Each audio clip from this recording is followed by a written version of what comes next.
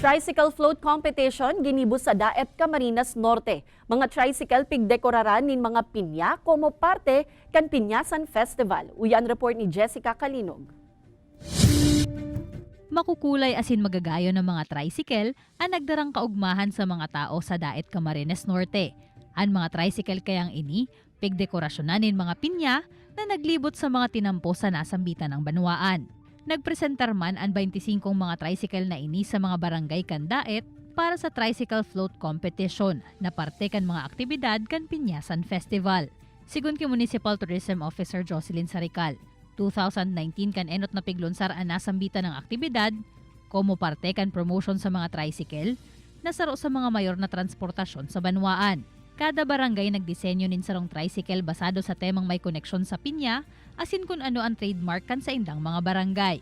Apuera kaini, dakulang kantidad man ang naging premyo.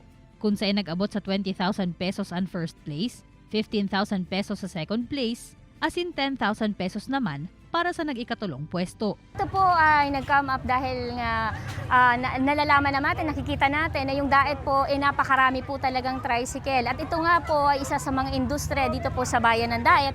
Napag-araman na paramientras na pinapunduan aktibidad na ini huli sa epekto kan pandemya sa laog nin 2 taon.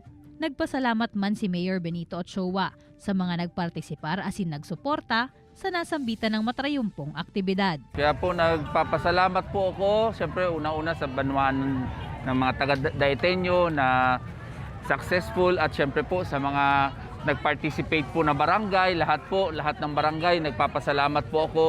Ini si Jessica Kalinog, Balitang Bicolandia.